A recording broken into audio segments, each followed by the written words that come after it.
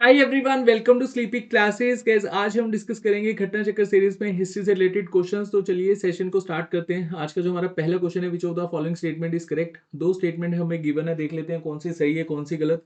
The rule of nawabs came to end with the battle of Plassey.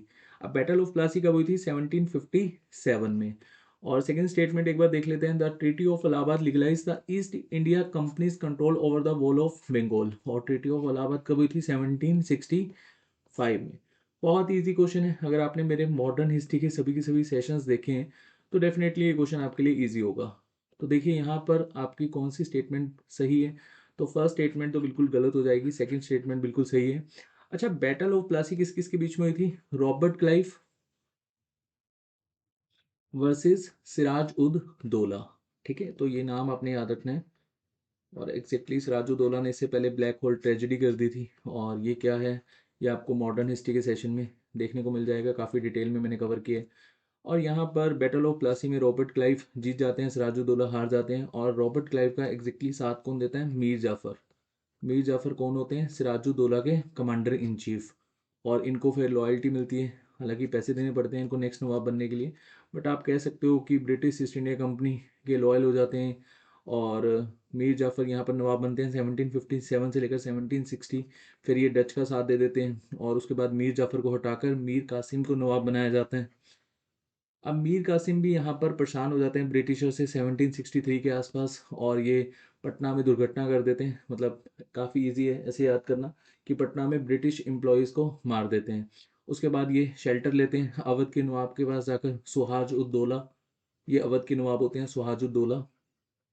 इसमें confuse नहीं होना है, सिराज की डेथ हो चुकी है, अब नेक्स्ट रूलर अवध के हैं ये सुहाज उदौला। नाम में हमें कंफ्यूज नहीं होना है। उसके बाद यहाँ पर शाह आलम सेकंड, इनका भी काफ़ी इंपॉर्टेंट रोल है। ये मुगल किंग हैं। और मीर कासिम, ये तीनों मिलकर ब्रिटिशर से बैटल लड़ते हैं, बैटल ऑफ बक्सर। और यहाँ पर ब्रिटिशर्स की तरफ से कौन लड़ रहा होता है? हेक्टर मुनरॉय। और ये बैटल भी ब्रिटिश ईस्ट इंडिया कंपनी वाले हरा देते हैं, 1764 में बैटल होता है। और उसके बाद हेक्टर मुनरो फिर से रॉबर्ट क्लाइव को वापस बुलाते हैं। और देन यहाँ ट्रीटी ऑफ इलाहाबाद होती है। और ट्रीटी ऑफ इलाहाबाद में दीवानी राइट्स ले लिए जाते हैं मुगल किंग से, Mughal king sorry Shah Alam second ने। तो यहाँ दीवानी राइट्स को आप इस तरह से समझ सकते हो कि लॉ की पावर ले ली जाती है और जो टैक्स कलेक्ट करने की पावर ले ली जाती है। तो यहाँ पर ऐसे समझ लो जो मेन मेन पावर हैं वो ब्रिटिश ईस्ट इंडिया कंपनी के पास चली जाती है। सिर्फ यहाँ पर निजामत मतलब पब्लिक वेलफेयर वर्क की जो पावर होती है वो निजाम के पास होती है। और उसके लिए भी ब्रिटिशर्स निजाम को पैसा देते हैं। निजाम कह लो या फिर आप यहाँ पर नवाब कह लो, बात एक ही है। चलिए, वैसे निजाम हैदराबाद के थे, नवाबी आप यहाँ पर कंसीडर करो, नहीं तो कंफ्यूज हो जाओगे। तो बी स्टेटमेंट आपकी यहाँ सही हो जाएगी, ऑप्शन बी। चलिए नेक्स्ट क्वेश्चन देख लेते हैं। नेक्स्ट क्वेश्चन से पहले एक क्विज देखेंगे। विच among the following writers book give the detail information about the invasion of India by Alexander. तो आपको बताना है, अलेक्जेंडर ने जब इंडिया में इन्वेड किया था लगभग 335 बीसी के आसपास, ये अपने होम लोकेशन से चला था, मतलब ग्रीस मैसिडोनिया से, सॉरी ग्रीक मैसिडोनिया से। और इसका मेन मकसद था इंडिया को जीतना। और तो आपको बताना है कि इसकी जो डिटेल है हमें कौन सी बुक से मिलती है। अभी के लिए आप सोचिए, हेरोडोटस इसका सही है, फिर मेगास्थनीसिस, या फिर आर्यन या टॉलमी। तो इसको हम लास्ट में डिस्कस करेंगे। अगर आपको इसका सही आंसर पता है तो वीडियो को पॉज कीजिए, कमेंट सेक्शन में इसका मुझे आंसर बताइए। चलिए नेक्स्ट क्वेश्चन देख लेते हैं। द इलबरी रूलर वो इंट्रोड्यूस्ड सजदा, पाइबोस, नौरोज या फिर नवरोज टू द दिल्ली सल्तनत वास। अब देखिए, इलबरी रूलर कौन थे? स्लेव डायनेस्टी को ही हम इलबरी रूलर बोलते हैं। ऑप्शन देख लेते हैं। कुतुबुद्दीन ऐबक, इल्तुतमिश, बलबन, डी बहराम शाह। तो यहाँ पर आपका सही आंसर हो जाएगा बलबन। अब देखिए, सजदा क्या होता है, आपने मूवीज में भी देखा होगा, बॉलीवुड की मूवी में कई बार दिखाया गया है कि जब भी कोई राजा के दरबार में आता है तो वो नतमस्तक होकर सर झुकाकर सजदा करता है ना। और पाइबोस क्या होता है कि कोई भी हो, चाहे वो मंत्री हो, चाहे वो कोई भी नॉर्मल इंसान हो, वो जब भी राज दरबार में आएगा तो उसको राजा के पैर को किस करना होगा, इसको कहा जाता है पाइबोस। और नवरोज क्या होता है? पारसियों का हैप्पी न्यू ईयर, ऐसे आप कंसिडर कर सकते हो। हैप्पी न्यू ईयर नहीं, मतलब न्यू ईयर या फिर इनका रीति रिवाज, उसको सेलिब्रेट करना स्टार्ट किया था किसने? बलबन ने। अच्छा, दिल्ली सल्तनत के बारे में थोड़ा सा ओवरव्यू ले लेते हैं। देखिए, दिल्ली सल्तनत एस्टेब्लिश हुई थी 1206 में। 1206 से लेकर 1290 तक यहाँ पर स्लेव डायनेस्टी ने रूल करा। ठीक है, 1290 से लेकर लगभग 1320 तक यहाँ पर खिलजी डायनेस्टी ने रूल करा। और खिलजी डायनेस्टी ने काफ़ी एरियाज जीत लिए थे। अलाउद्दीन खिलजी ने डेक्कन तक में रूल किया है। फिर 1320 से लेकर 1390 तक यहाँ पर रूल करते हैं तुगलक डायनेस्टी। और 1390 से लेकर ना 14 से 14 का जो टाइम पीरियड है, इसमें आप तुगलक कंसीडर कर सकते हो। वैसे कोई भी रूलर नहीं था, क्योंकि इन्वेड हो चुका था हमारे इंडिया में तैमूर का 1398 में। फिर तैमूर के ही आगे स्लेव आते हैं 1414 में, जो यहाँ रूल करते हैं 1451 तक। और ये कौन सी डायनेस्टी से बिलोंग करते थे? सैयद डायनेस्टी। इनका काम सिर्फ इतना था, यहाँ से टैक्स कलेक्ट करना, तैमूर के जो बेटे हैं शाहरुख उनको देना। उसके बाद लोदीज रूल करते हैं 1451 से लेकर 1526 तक, जब तक बाबर इंडिया में नहीं इन्वेड करता। ठीक है, तो आपको थोड़ा सा क्रोनोलॉजी में पता होना चाहिए। चलिए नेक्स्ट क्वेश्चन देख लेते हैं। In which of the following site earliest evidence of settle agriculture in India subcontinent is found? बहुत ईजी क्वेश्चन है, 6 क्लास की एनसीईआरटी के पहले ही चैप्टर में इसका आंसर दिया हुआ है। ऑप्शन देख लेते हैं। ऑप्शन ए है धोलावीरा, ऑप्शन बी है लोथल, ऑप्शन सी है मोहनजोदारो, ऑप्शन डी है मेहरगढ़। देखिए यहाँ पर इसका सही आंसर हो जाएगा मेहरगढ़। और मेहरगढ़ एग्जैक्टली कहाँ पर है? बालूचिस्तान में।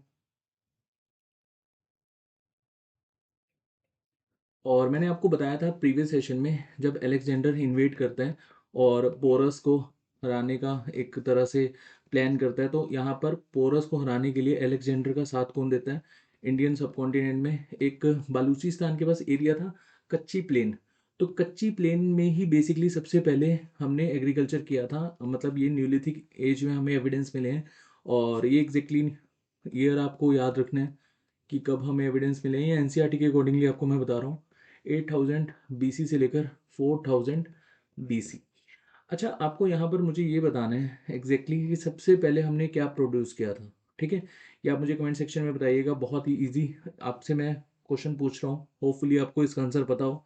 चलिए नेक्स्ट क्वेश्चन देख लेते हैं। Akbar had a committee of scholars with close lingual expertise in that context which of the following is are correct? देखो, अकबर के बारे में ना बहुत क्वेश्चन पूछे जाते हैं, हमने प्रीवियस सेशन में भी डिस्कस किया था। और स्कॉलर से ही रिलेटेड क्वेश्चन आते हैं जो हमारे स्टेट बेसिस एग्जाम होते हैं। तो एक बार देख लेते हैं statement. In that era Mahabharata was translated into Persian and was renamed Razmnama. Second statement क्या है? Panchatantra was also translated in Persian by Maulana Hussain Faizi and its translated name was Iyar e Danish. काफ़ी अच्छा क्वेश्चन है। और अगर आपको यहाँ पर इससे रिलेटेड नॉलेज नहीं है, तो डेफिनेटली आप ये क्वेश्चन गलत करके आओगे। और मैं फिर आपको कहूँगा, सॉरी, स्टेट पीसीएस में ऐसे क्वेश्चन पूछे जाते हैं। ठीक है, देखिए यहाँ पर आपकी दोनों ही स्टेटमेंट बिल्कुल सही हो जाएंगी। अब इसमें थोड़ा सा कंफ्यूज करने के लिए एक दो स्टेटमेंट ऐड ऑन कर दी जाती है। महाभारत को ट्रांसलेट करा गया था पर्शियन में, और इसका नाम क्या रखा गया था? रजम नमः। रजम नमः का मतलब क्या होता है एग्जैक्टली अगर हम देखें, इसको कहा जाता है सगा ऑफ द बैटलफील्ड। ठीक है, पंचतंत्रा को ट्रांसलेट किया था पर्शिया में मौलाना हुसैन फैजी ने। और एग्जैक्टली इसका नाम क्या था? यार ए दानिश। अच्छा, अगर आपसे पूछा जाए कि पंचतंत्रा को अबुल फैजल ने जब ट्रांसलेट किया था, यहाँ पर नाम है अबुल फैजल, तो इसका क्या नाम था? तो आपने नाम याद रखना है पंचतंत्रा का, अनवर ए सादत।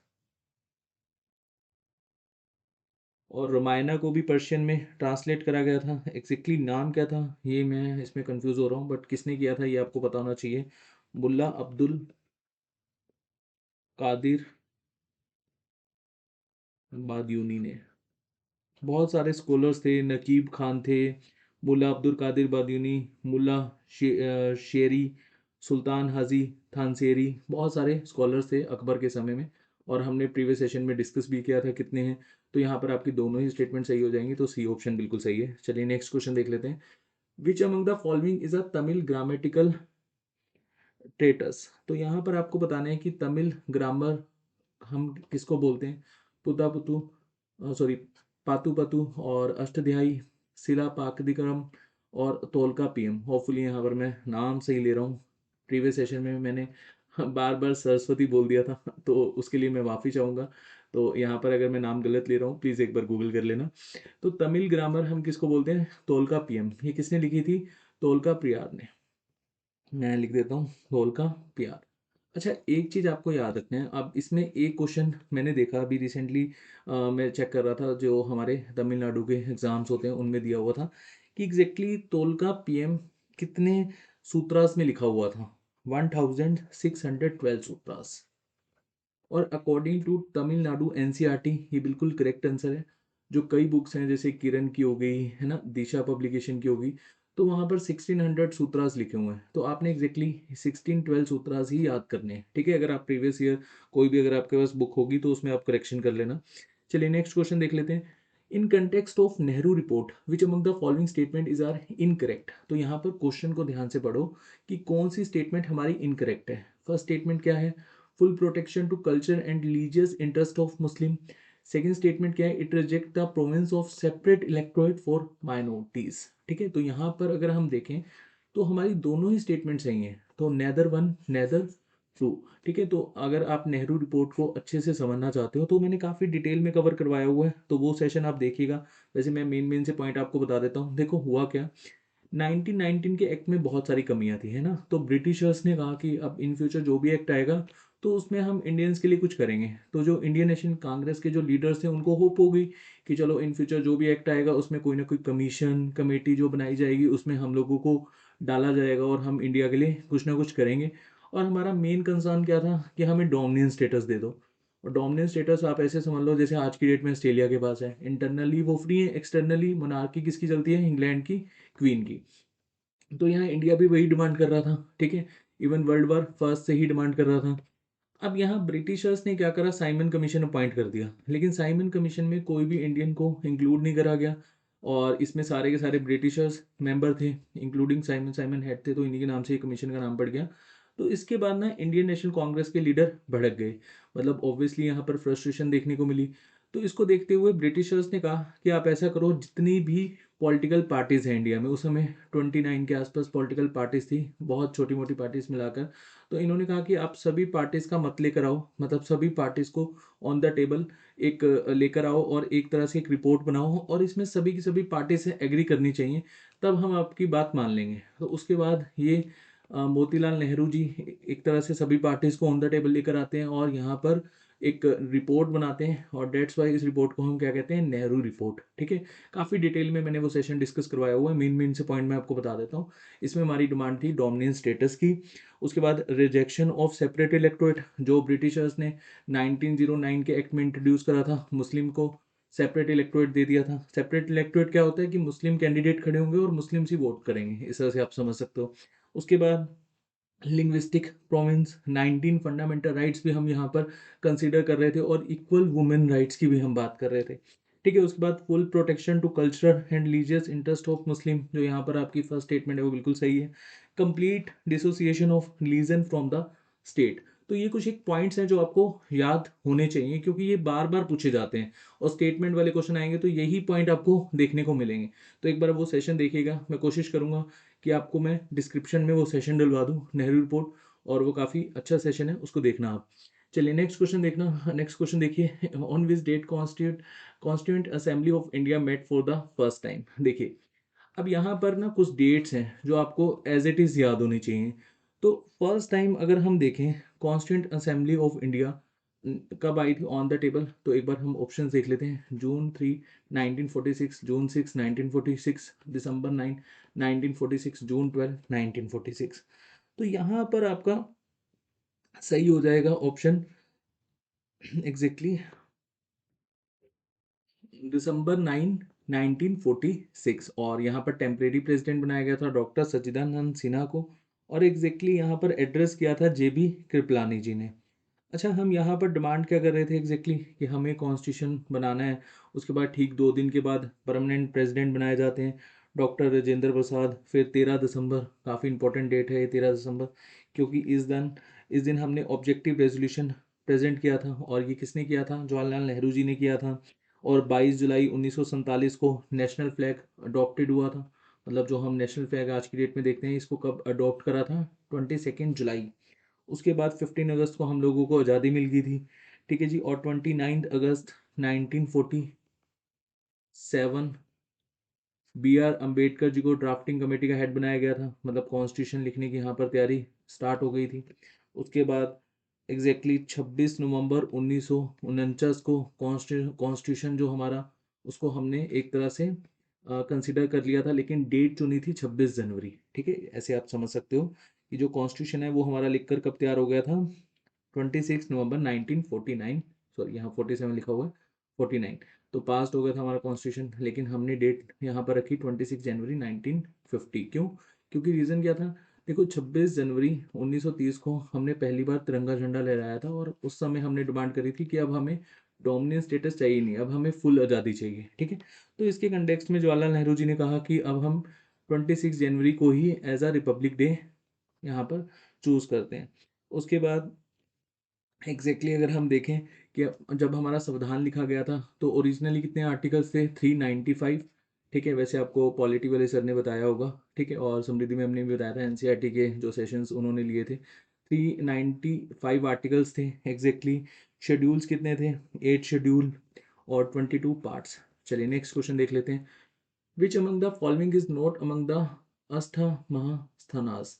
होपफुली यहाँ पर मैं नाम सही ले रहा हूँ, अस्थ महास्थनास। अब यहाँ पर ऐसे समझ लो कि 8 सिटीज जो मतलब होली सिटीज हैं बुद्धिज्म के अकॉर्डिंगली, तो इसमें से आपको बताना है कि कौन सी इन ऑप्शंस में से नहीं है, लुम्बिनी, राजगिरा, वज्रयाना, तक्षशिला।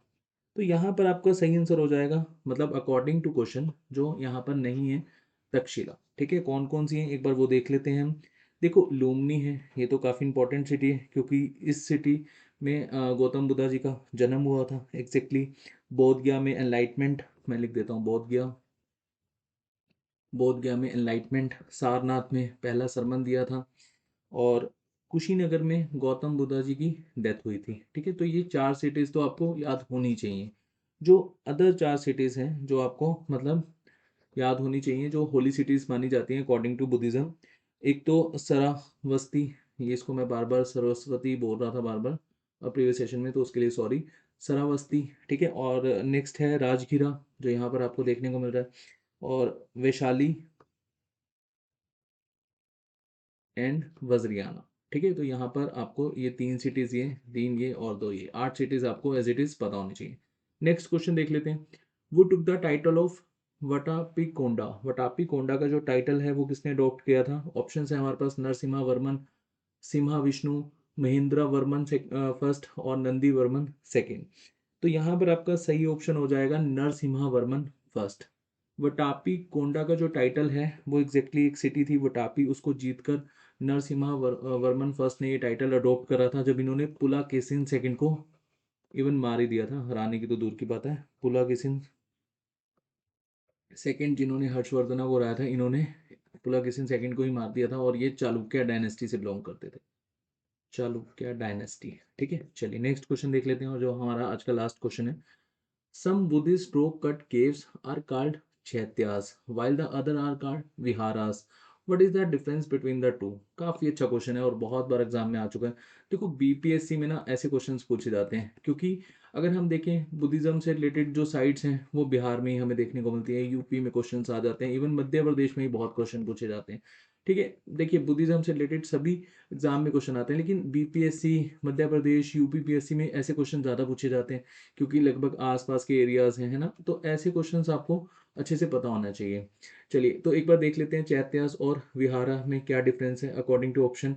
तो फर्स्ट ऑप्शन हमें क्या कहता है, vihara is a place of worship while chaityas is a dwelling place of the monks। B option है chaitya is a place of worship and vihara is a dwelling place of monks। C chaitya is a stupa at the far end of the cave while vihara is the hall access to it and there is a no material difference between the two। तो यहाँ पर आपका सही option हो जाएगा option B, chaityas is a place of worship while vihara is a dwelling place of the monk। थोड़ा सा अगर आपको इसके बारे में जानना है तो आप ऐसे याद कर सकते हो। जो चैत्या है ये एक रेक्टेंगुलर प्रेयर हॉल होता है, यहाँ पर बिल्कुल बीच में स्तूप बना होता है गौतम बुद्धा का, और यहाँ प्रेयर करी जाती है। और विहारास तो हमने यहाँ देख लिया, vihara is the dwelling place of the monk, यहाँ पर स्तूप नहीं होता। ठीक है, कई बार ऐसे भी क्वेश्चन पूछ लिया जाता है कि बताइए स्तूप कहाँ होता है गौतम बुद्धा का, तो आपने याद रखना है चैत्य में होता है, विहारा में नहीं होता। तो जो हमने यहाँ पर क्विज डिस्कस करी थी फर्स्ट में, तो इसका सही आंसर हो जाएगा आर्यन। ठीक है, तो मेगास्थनीसिस नहीं, हेरोडोटस नहीं, ना ही टोलमी। तो यहाँ पे सी ऑप्शन आपका बिल्कुल सही हो जाएगा। होपफुली आपने यही ऑप्शन करेक्ट किया होगा। चलिए आज इतने ही क्वेश्चन हम डिस्कस करेंगे, और होपफुली आपका कोई भी डाउट नहीं रहा होगा। अगर इन केस आपका कोई डाउट है प्लीज़ कमेंट सेक्शन में पोस्ट करिएगा। नेक्स्ट सेशन में बहुत जल्द मिलेंगे, तब तक के लिए अपना ध्यान रखिए। Bye bye, take care.